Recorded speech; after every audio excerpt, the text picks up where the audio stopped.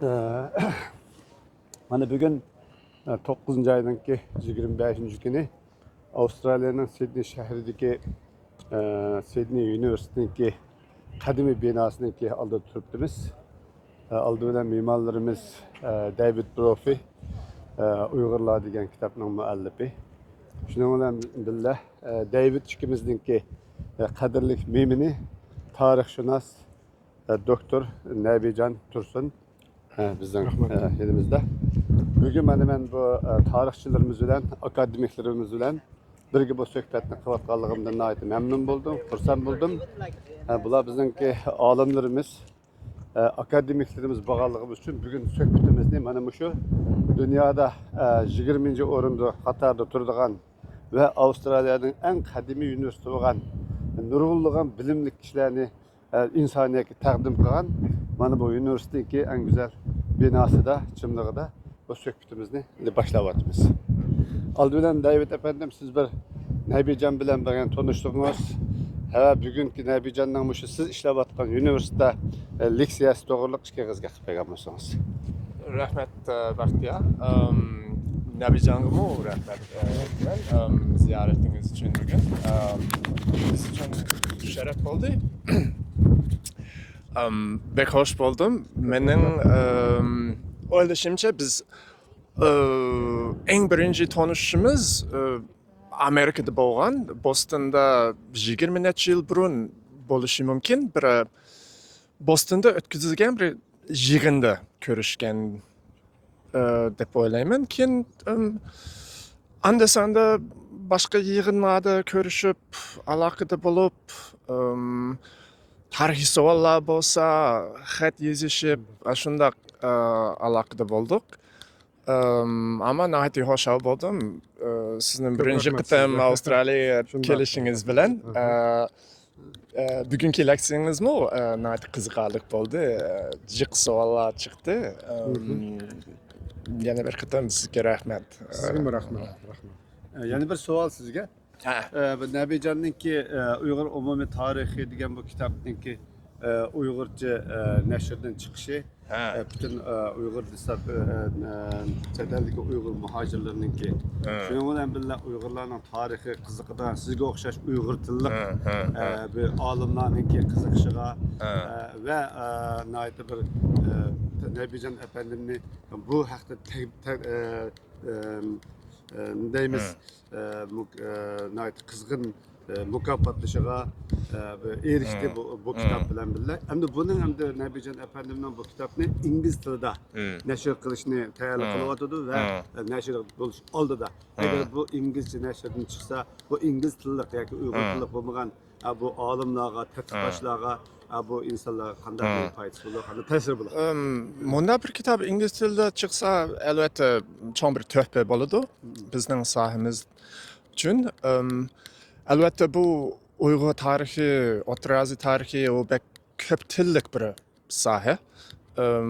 Uyg'urcha materiallar nihoyat muhim albatta ve Nabijandek hamda Uyg'ur manbalarni, materiallarni hamda bildigan odamlar dunyoda bek az meningcha. Shuning uchun u uzun yillik ishlab biz ikimiz tanışgandan beri devamlı ishlayotganligini men bildim. Kitap Uyg'ur tilida chiqqanligini ko'rib hoş buldum. Ama albatta Uyg'urcha emas, boshqa tillarda ishlayotgan kasbdoshlarimiz uchun ingliz tilida bo'lsa, rus tilida bo'lsa o'qirmanlar ko'payyapti. Bu biz uchun nihoyat muhim bir ish bo'ldi meningcha. Rahmet. Nabijan efendim, hoş geldiniz. Rahmet sizga. Ko'p rahmat. Mana bu bir ilim egalari bo'lganligi uchun mana bu ilim taqdirlari shunday bir muhtasham bir binoda, shu qorasida suhbatlashyapmiz. Buning muyassar bo'lganligi uchun yana bir qatim rahmat sizga. Sizga ko'p rahmat. Bugün sizningki o'tganda ya'ni 21-sizlar 9 ayning 21-kuni bir Uyg'urlar uchun, Uyg'ur jamoat uchun sizning Uyg'urcha leksiyasınız bo'ldi. endi bugun bo'lsa bu doktor Uyg'urlarning do'sti, mening yaqin do'stim David Brophy'ning o'rinlashtirishi va tirishchanligi bilan mana bugun sizningki mush universitetda bir Uyg'ur umumiy tarixi haqida bir leksiyangiz bo'ldi. Bu haqda siz qanday bir tushunchaga, qanday hissiyotga bu Davidga bo'lgan bir o'zingizning rahmati qilindasiz? Ko'p rahmat sizga Baxtiyor apandi. Albatta David apandiga ait rahmat aytaman. O'xshashlar. Eng muhimi albatta Uyg'ur jamoati bilan ko'rishib, Adelaide, Melbourne'da va Sidneyda haqqidan Uyg'ur tarixi, Sharq Turkiston Cumhuriyatlari tarixi haqida leksiyalar berdik. 4-5 soatlarga cho'zildi. Ko'p savol-javoblarga javob berdik. Savol-javoblar bo'ldi nihoyat ahamiyatli. Eng muhimi men uchun yana bir eng muhim ahamiyatli ish bu bizning do'stimiz, mening konu do'stlarimning biri deb aytishga men haqliman. O'zimni dedi 20 necha yilning oldida tanishdi. 20 necha yil deganning o'zim bir tarixchi, tegi-tekini olganda.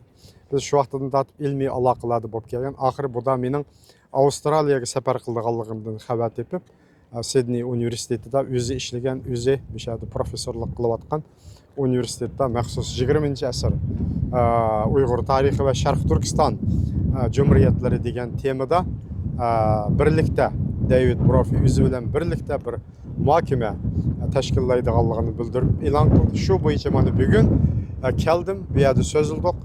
Men uchun hayajon, albatta hayajonli bir ish, xo'shallik ish. Bundaq bir kona dunyoning dangliq bir universitetlarida maxsus Uyg'urlarning tarixiy musafirlari, Sharq Turkiston Cumhuriyatlari tarixi 40-30 yillardagi haqida qiziquvchilarga, professorlarga, o'quvchilarga, magistr doktorlik o'qiyotganlarga va boshqalarga bir ingliz tilida leksiya berib, ularga bir ma'lumotlarni berish albatta zo'r, faxrlik, xo'shalinarli bir ish bu. Dunyoda Uyg'urlarning tarixiy, siyosiy masalalari, Sharq Turkiston yoki Xitoylar o'tayotgan bu Xinjiang Uyg'ur avtonom rayon degan bu rayonninki tarixiy, madaniy, har xil masalalar bo'yicha tadqiqotlar ko'p hozir, ko'payyotdi. David Brophy o'zimi mana shu Uyg'urlarning 20-asr tarixi bo'yicha dunyodagi yetakchi olimlarning biri. O'zining Uyg'ur millati degan bu kitobi orqali Uyg'urlarning 20-asrning boshlari va 30-yillardagi siyosiy tarixi, ya'ni Sovet Rossiyasini orqasida turgan shu tarixiy ko'rinishni yoritib berishda David Brophy'ning Sovet Rus arxiv materiallari asosida va boshqa materiallar asosida yozib chiqqan kitobi nihoyat zo'r foydalanish qimmatiga ega. Yolg'iz akademik ilmiy soatlar emas, ya'ni ommaviy o'qish sohasidami nihoyat foydalanish qimmatiga ega. Davidning bugun bu yerga meni taklif qilib, mendaq bir leksiyani uyushtirib berganiga albatta men alayda rahmat aytaman sizga, David apandi. Bundan keyin davomli hamkorlashimiz. İnşallah balkim kitobning inglizcha, ruscha va boshqa nusxalardagi tillardagi nusxalarga sizning qimmatli baho so'zlaringizning yozilishi men uchun texim bir xo'shallik bo'ladi. Baho bo'ladi deb o'ylayman. Sizga ko'p rahmat shunday imkoniyatlarni yaratishga qo'shgan. Rahmat. Ikkinchi savolim.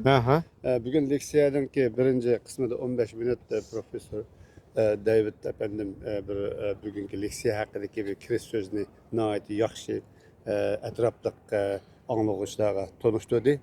Ondan keyin sizniki 45 minutlik bu bugungi tema bo'yicha leksiyangiz bo'ldi. Buni nihoyat insonlarga diqqatlar angladi. Oxirida yarım soat savol javoblar bo'ldi.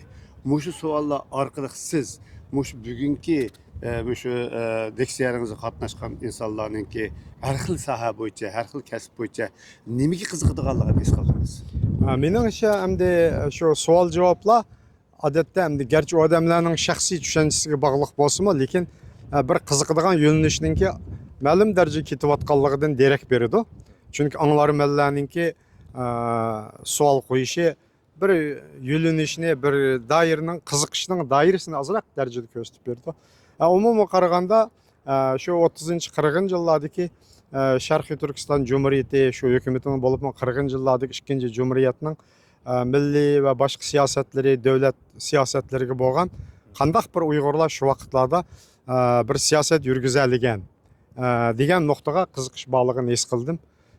Chunki Sharqiy Turkiston Cumhuriyati ikkinchi Cumhuriyat davri haqida ko'p narsalar dunyoda yozilgan bo'lsa-mu, ko'p asarlarda bir taraflamalik bor. Siz shunday o'ylaysiz aqshanda balkim yoki birla Xitoy manbasiga tayinib qoladigan yoki birla Rus manbasiga tayinib qoladigan Rus tarixchilari yoki bo'lmasa g'arblik tarixchilar hech bir Uyg'ur manbalaridan burun foydalanmagan. Masalan, David Brophy, hozir bu Joshua Freeman va boshqa bir qism tarixchilar Uyg'ur manbalarini foydalanishni muhim o'rin qo'ygan hisob qilmaganda burunqilar orasida Uyg'urcha manbalardan foydalanish kam bo'lgan. Amerikan Sovet arxiv materiallaridan foydalanish burun bo'lmagan.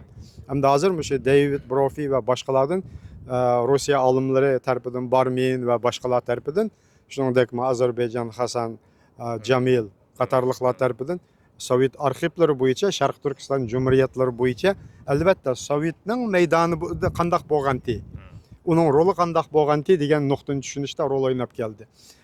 Bugungi savollarning ahvolini elib aytganda bu Sharqiy Turkiston Cumhuriyatining milliy siyosati, davlat siyosati, til siyosati, millatlarga tutgan siyosati bu bir nayta qiziqarli tema.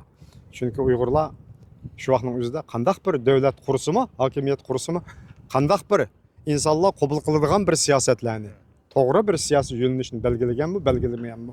Kishilar qiziqadigan narsa. U urush ayrim bir tema albatta. Armiya o bu deganlar. Ondan boshqa yana bugungi siyosiy masalalarga alayda qiziqayotganlarning kishilarning yana ahamiyat berayotganligini ham tushundik. Lekin bizning tema asosligi 20-asr bo'lganligi uchun birinchi yerimi. Biz asosi shularni bosh tema qildik. Ammo yaxshi bir yo'linish bo'lganligini his qildim, qiziqishniki. Men endi ko'p davlatlardagi yig'inlarda bo'lgan, Amerikada, Yevropa elleridagi universitetlarda, Sidneyda birinchi qatim bu universitetda hamma joydagi kishilarning, o'quvchilarning qiziqishi, har xil qiziqishini ifodalaydi-ku yo'lishi. Bu yerda sal boshqacharoq. Endi mening tushunishimcha shunday bo'ldi. Rahmat.